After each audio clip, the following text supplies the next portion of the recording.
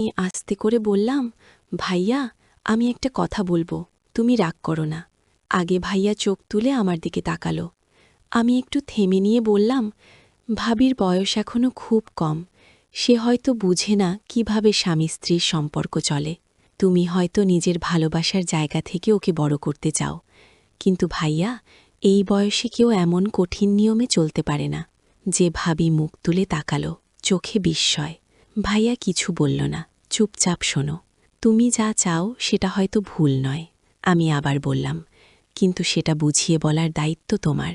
জোরে ভয় দেখিয়ে কখনোই কেউ ভালো শিখতে পারে না। ভাইয়া বরং সে শুধু ভয় পায়, আর সেই ভয় থেকে আসে দূরত্ব, ভুল বোঝাবুঝি। গিয়ে আমি বলতে বলতে একটু থেমে গেলাম। ভাইয়া হঠাৎ উঠে দাঁড়াল, জানালার পাশে গিয়ে দাঁড়িয়ে রইল কিছুক্ষণ।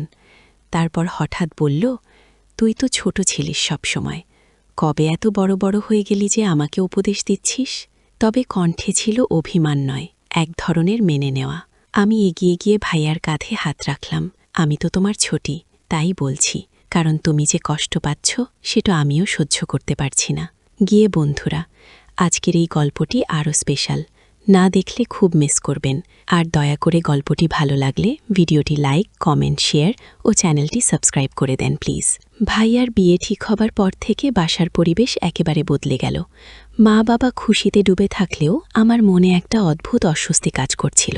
ভাইয়ার বুসাজু মাত্র ১-৫ বছরের মেয়ে, নিজের কথাবার্তা খুবই কম, হাসিটাও যেন ভয়ে আটকে থাকে ঠোঁটের কোণে। প্রথম দিন থেকেই আমি লক্ষ্য করছিলাম, সে কথা কম বলে, মাথা নিচু করে থাকে সবসময়। তার বয়স নিয়ে আমি প্রশ্ন তুলেছিলাম, কিন্তু পরিবার বলেছিল বউয়ের বয়স ছোট হলে তবেই সহজে গড়াগড়ি হয়ে যাবে সংসার।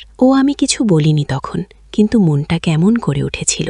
বিয়ের ৩ দিন পর প্রথম রাতে আমি আমার ঘরে শুয়েছিলাম। হঠাৎ রাত ১টার দিকে চাপা এক ধরনের আওয়াজ পেলাম, যেন কারো কণ্ঠরুদ্ধ কান্না বা কিছু একটা ঠেকিয়ে রাখা হচ্ছে। আমি উঠেই বারান্দায় গেলাম। পাশের ঘরে আলো নিভানো, কিন্তু দরজার ফাঁক দিয়ে আলো এসে পড়ছিল। কানে আসছিল ফিসফিস করার শব্দ। ভাবলাম নতুন বিয়ে, এমন তো হতেই পারে, নিজেকে বোঝালাম। কিন্তু প্রতিদিন প্রতি রাত একই আওয়াজ। প্রতিদিন রাত ১টা থেকে ২টোর মাঝামাঝি সময় একটা চাপার শব্দ হতো, কখনো কান্নার মতো, কখনো ফিসফিস করে ঝগড়ার মতো, আবার কখনো দমবন্ধ হয়ে আসা নিঃশ্বাসের মতো। আমি এক রাতে ঠিক করলাম দরজার পাশে চুপ করে দাঁড়িয়ে থাকব। সেই রাতেও ঠিক একই সময় শব্দটা শুরু হলো, তোমার কিছু শেখার দরকার আছে কি? এটা আমার ভাইয়ার গলা, তবে খুব কঠিন, রাগী শোনাচ্ছিল। আর একটা গলা খুব নিচু, কাপা কাপা। আমি তো চেষ্টা করছি ভাইয়া। আমি চমকে উঠলাম, ভাই? ও কি ভাইয়াকে ভাই বলছে? আমি আর দাঁড়িয়ে থাকতে পারিনি, দরজা খুলে হঠাৎ করেই কাশলাম, যেন কিছুই জানি না। ভাইয়া দরজা খুলে মাথা বের করল, চেহারা একেবারে লাল, কপালে ঘাম। ঘুমাওনি এখনো? না, পিপাসা পেয়েছিল, পানি খেতে উঠেছিলাম গো। ভালো করে ঘুমাও, তোদের পরীক্ষার সময় এটা, না করলে হয় না। গিয়ে আমি চলে আসলাম, কিন্তু রাতটা কেটে গেল অস্থিরতায়। রোজ রাতেই একই সময়, একই ছাপা শব্দ, একই শ্বাসরুদ্ধ ফিসফাস। প্রথম কয়েকদিন নিজেকে বোঝানোর চেষ্টা করেছি, নতুন বিয়ে হয়েছে, কিছুটা অস্বস্তি হতেই পারে। কিন্তু ধীরে ধীরে শব্দগুলো কেবল অস্বস্তি নয়, ভয়ের মতো লাগতে শুরু করলো। ভাবির কণ্ঠ যেন প্রতিদিন আরও বেশি কাঁপছে, আর ভাইয়ার কণ্ঠ হয়ে উঠছে কঠিন, চাপার আগে ভরা। চতুর্থ রাতে আমি আর নিজেকে ধরে রাখতে পারলাম না। আমার ঘরের দরজা খুলেই সোজা বারান্দায় গেলাম। অন্ধকারে দাঁড়িয়ে নিঃশ্বাস আটকে চোখ রেখে দিলাম ভাইয়ার ঘরের দরজার ফাঁকে।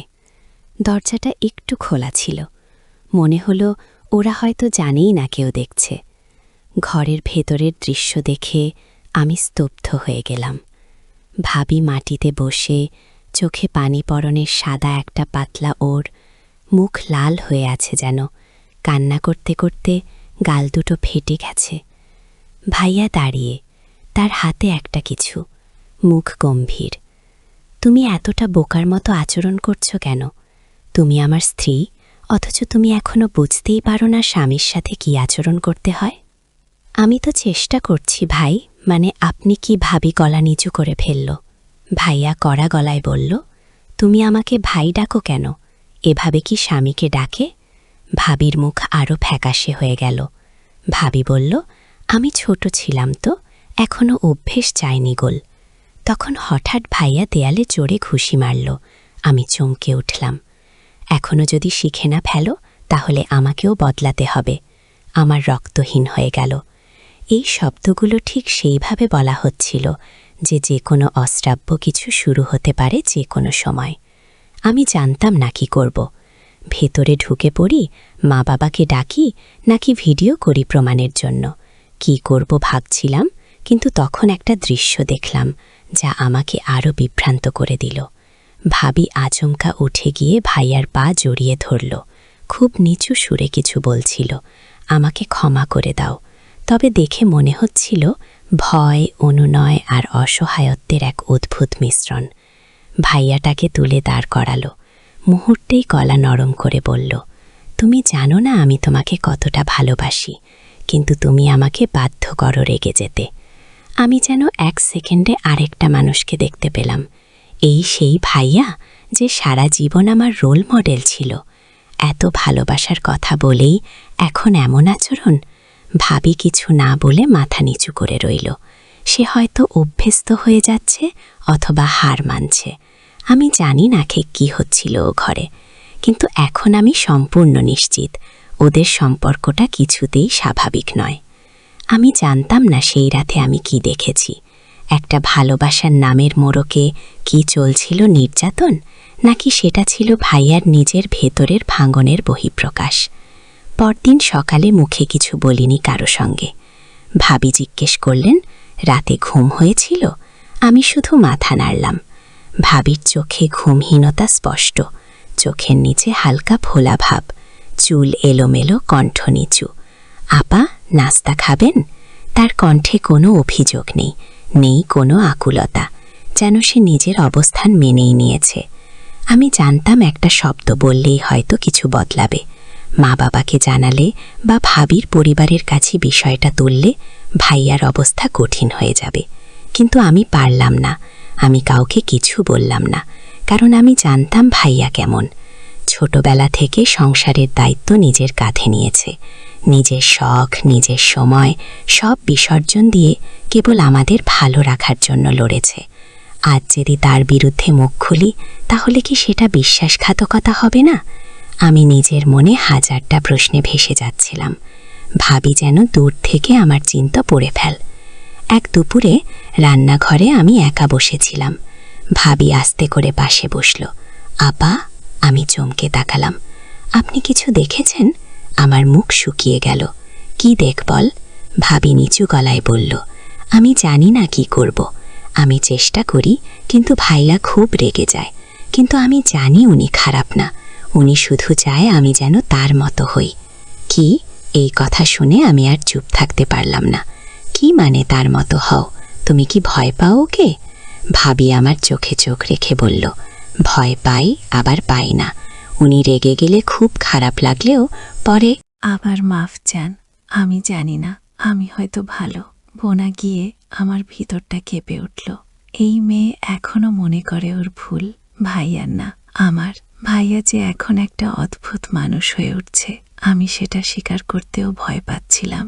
কিন্তু এটাও ঠিক, তার এই রূপটা আমি সহ্য করতে পারছিলাম না, কারণ আমি তাকে জানতাম ভিন্ন একজন মানুষ হিসেবে। সেদিন রাতে প্রথমবার ভাইয়ার ঘরের দরজার ফাঁকে নয়, আমি নিজেই গেলাম। ও ঘরের সামনে দাঁড়িয়ে ভেতর থেকে আসা তীব্র গলা, তুমি শিখবে না? আমি কিভাবে বোঝাই? আমি কাপা হাতে দরজায় টোকা দিলাম। দরজাটা ধীরে খুলে গেল। ভাইয়া চোখ বড় করে তাকিয়ে থাকলো। তুই এখানে? আমি তাকালাম ওর চোখে।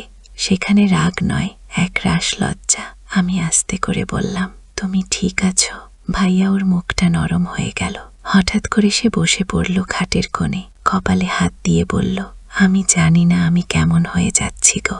ঘরটা তখন এক অদ্ভুত নীরবতায় ডুবেছিল।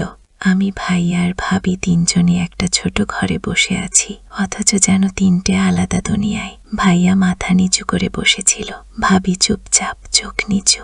আমিও জানতাম এখন কিছু না বললে হয়তো আর কোনোদিন বলা যাবে না। আমি আস্তে করে বললাম, ভাইয়া, আমি একটা কথা বলবো, তুমি রাগ করো না আগে। ভাইয়া চোখ তুলে আমার দিকে তাকালো। আমি একটু থেমে নিয়ে বললাম, ভাবির বয়স এখনো খুব কম, সে হয়তো বোঝে নাকি কিভাবে স্বামী স্ত্রীর সম্পর্ক চলে। তুমি হয়তো নিজের ভালোবাসার জায়গা থেকে ওকে বড় করতে চাও, কিন্তু ভাইয়া, এই বয়সে কেউ এমন কঠিন নিয়মে চলতে পারে না। আগে ভাবি মুখ তুলে তাকালো, চোখে বিস্ময়ময়। ভাইয়া কিছু বলল না, চুপচাপ শোন। তুমি যা চাও সেটা হয়তো ভুল নয়, আমি আবার বললাম, কিন্তু সেটা বুঝিয়ে বলার দায়িত্ব তোমার। জোরে ভয় দেখিয়ে কখনোই কেউ ভালো শিখতে পারে না ভাইয়া, বরং সে শুধু ভয় পায়, আর সেই ভয় থেকে আসে দূরত্ব, ভুল বোঝাবুঝি। গিয়ে আমি বলতে বলতে একটু থেমে গেলাম। ভাইয়া হঠাৎ উঠে দাঁড়ালো, জানালার পাশে গিয়ে দাঁড়িয়ে রইল কিছুক্ষণ, তারপর হঠাৎ বলল, তুই তো ছোট ছিলি সব সময়, কবে এত বড় হয়ে গেলি যে আমাকে উপদেশ দিচ্ছিস? তবে কণ্ঠে ছিল অভিমান নয়, এক ধরনের মেনে নেওয়া। আমি এগিয়ে গিয়ে ভাইয়ার কাঁধে হাত রাখলাম। আমি তো তোমার ছোটি, তাই বলছি, কারণ তুমি যে কষ্ট পাচ্ছ সেটা আমিও সহ্য করতে পারছি না। হে ভাইয়া ধীরে ধীরে আমার দিকে ফিরে তাকালো, চেহারায় এক গভীর ক্লান্তি নিয়ে বলল, ও, আমি শুধু চাইছিলাম কেউ আমাকে বুঝুক। আমি যা চাই সেটা খারাপ নয়, আমি চাই একজন সঙ্গী যে আমার প্রয়োজন অনুভব করবে। সেই মুহূর্তে আমি আর ভাবির চোখের দিকে তাকাতে পারলাম না, কারণ আমি জানতাম ভাবি এসব এখনো বোঝার মতো বড় হয়নি। সে এখনো ভালোবাসা আর দায়িত্বের পার্থক্য বোঝে না, অথচ ভাইয়া যাচ্ছে সেই বয়স্ক গভীরতা। আর এই ফাঁকে অজান্তেই আমি নিজেই ভাইয়ার মনের কথা বুঝে ফেলেছি। এমনকি কিছু অনুভব, আমরা তিনজন এক ঘরে, অথচ তিনটে ভিন্ন অনুভূতির লোক। ভাবি ভয়ে ঢাকা, ভাইয়া একাকিত্বে কাঁপা, আর আমি এই দুইয়ের মাঝখানে দাঁড়িয়ে নিজের অবস্থান খুঁজে ফিরছি। রাত তখন অনেকটা গড়িয়ে গেছে। ভাইয়ার ঘরে আলো নেওয়ার আগ পর্যন্ত আমি পাশে ছিলাম, গল্প করেছি, পুরনো কথা মনে করিয়ে দিয়েছি। কিছু কিছু মুহূর্তে ভাইয়ার মুখে একটু শান্তির ছাপ ছিল, ভাবিও চুপচাপ আমাদের কথা শুনছিল, কখনো চোখে এক টুকরো ঈর্ষা, কখনো স্বস্তি। তবে আমি বুঝছিলাম আমি যেন ওদের দুজনের মাঝখানে এসে দাঁড়িয়েছি। না চাইতেই রাত 9:30টার দিকে আমি উঠে বললাম, আমি চলি ভাইয়া, অনেক রাত হয়ে গেছে। কি? ভাইয়া আস্তে করে মাথা নেড়েছে। ঠিক আছে, ঘুমাস ভালো করে। কি? ভেতরে কোথাও ওর কণ্ঠে ছিল না বোন বলার সেই চেনা উষ্ণতা। আমি ঘরে ফিরে এলাম, দরজা বন্ধ করেই আয়নার সামনে দাঁড়ালাম। হঠাৎ নিজেকে অপরিচিত লাগল।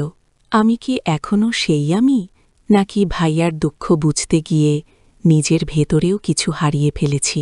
শুয়ে পড়লাম, কিন্তু ঘুম আসছিল না। কান খাড়া করেই রেখেছিলাম, ভাবলাম আবার সেই রাতের মতো কোনো অদ্ভুত শব্দ শুনুক কিনা। কিন্তু আজ যেন সব নীরব। আকাশে হালকা চাঁদ উঠেছে, জানালার ফাঁক দিয়ে তার আলো ঘরে ঢুকছে। ঠিক তখনই ফোনে একটা মেসেজ এলো, ভাইয়ার নাম্বার থেকে। আজ তুই ছিলি বলেই আমি শান্ত থাকতে পারলাম। তুই পাশে থাকিস, তাহলে আমি বদলাতে পারব। মেসেজটা পড়ে হাত কাঁপাতে লাগল। ভাইয়া। আমি উত্তর দিলাম না, শুধু ফোনটা চেপে ধরে ভাবতে লাগলাম, আমার উপস্থিতি কি ওর মধ্যে বদলের আশ্বাস, নাকি আরও গভীর কোনো টান তৈরি হচ্ছে? ঘরের নিস্তব্ধতা তখন আরও ভারী হয়ে উঠছিল। আমি জানতাম কাল সকাল থেকেই সবকিছু আর আগের মতো থাকবে না। পরদিন সকালটা ছিল অন্যরকম। আমি উঠে প্রথমেই আয়নার দিকে তাকালাম, চোখে কালো চাপ, মুখে চাপা ভাব।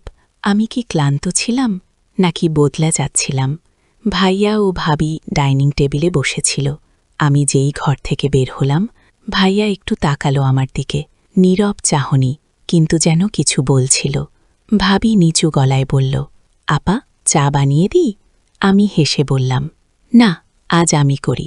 চা বানাতে বানাতে আমি ভাবছিলাম এই সংসারে আমি কি ভূমিকা নিয়েছি। ভাবি যে এখনও নতুন, যার বয়সই বোঝে না সংসার মানে কি। ভাইয়া যে নিজের ভেতরের তীব্র শূন্যতা পূরণ, কিন্তু হয়তো ভুল পথে। আর আমি তো কেবল সাহায্য করতে চেয়েছিলাম, ভাইয়াকে বদলাতে, ভাবিকে বুঝতে শেখাতে, কিন্তু নিজের ভেতরের এক অজানা অনুভবের সঙ্গে লড়ছিলাম। রাত হলে আবার কথা হলো ভাইয়ার সঙ্গে। আমি জানালা দিয়ে চাঁদের দিকে তাকিয়েছিলাম। ভাইয়া পাশে এসে দাঁড়ালো। তুই পাশে থাকিস, তো সব সহজ লাগে। আমি হেসে বললাম, আমি তো আছি ভাইয়া, সব সময়ও। কিন্তু সেই হাসির নিচে ছিল একটা চেপে রাখা সত্য। ভাইয়াকে সাহায্য করতে গিয়ে আমি নিজেই কোথায় যেন আটকে গেছি। দিনগুলো চলতে লাগল। ভাবি একটু একটু করে বুঝতে শিখছে। ভাইয়াও ধীরে ধীরে কম রাগ দেখাচ্ছে। সব ঠিক হয়ে যাচ্ছে বাইরের চোখে, কিন্তু আমার ভেতরটা আমি জানি আমি আর আগের মতো নেই। ভাবি বদলে যাচ্ছিল। সে এখন আর আগের মতো চোখ নামিয়ে কথা বলে না, বরং অনেক সময় আমার চোখে চোখ রাখে, নির্ভেজাল কৌতূহল নিয়ে, যেন সে আমাকে বুঝে ফেলতে চাইছে। না, শুধু বুঝে নয়, পরীক্ষা করছে। একদিন সন্ধ্যায় রান্নাঘরে সে আমাকে হঠাৎ জিজ্ঞেস করল, আপা, ভাইয়ার সাথে আপনি অনেক কথা বলেন আজকাল, ভালো লাগে আপনাদের বন্ধুত্ব দেখে। আমার ভেতরটা ধপ করে উঠল। আমি বললাম, ভালো বন্ধুত্ব তো ভাই বোনের মাঝে থাকতেই পারে, তাই না? সে মাথা নাড়ল। হ্যাঁ, নিশ্চয়ই, কিন্তু মাঝে মাঝে মনে হয় আমি যেন বাইরের কেউ। তার কণ্ঠে ঈর্ষা ছিল না, ছিল এক ধরনের ক্ষীণ ক্ষোভ আর ভয়ের ছায়া। রাত গভীর, আবারও সেই পুরনো চাঁদের কোণে আমি দাঁড়িয়ে। ভাইয়া পাশে এসে দাঁড়ায়, একদম নীরব। হঠাৎ বলে, তুই থাকলে মনে হয় সব ঠিক হয়ে যাবে। আমি চোখ নামিয়ে বলি, তবে ভাবি, সে কোথায় থাকবে? ভাইয়া ধরা গলায় বলে, সে তো চুপ, তুই যে আমাকে বুঝিস।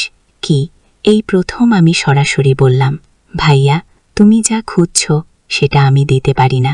আমি পারলে না। ঘেয়ে ভাইয়া অবাক হয়ে তাকালো। তার চোখে তখন কষ্ট, হারানোর ভয় আর একটা বেপরোয়া আকাঙ্ক্ষা। তো বন্ধুরা, ভিডিওটি ভালো লাগলে কমেন্টে জানাবেন। এই রকম ভালোবাসার গল্প শুনতে চাইলে চ্যানেলটা সাবস্ক্রাইব করুন এবং পাশে থাকুন। আর আপনার বেল আইকনটা বাজিয়ে রাখুন, যাতে নতুন ভিডিও আপলোড করা মাত্র আপনারা দেখতে পারেন।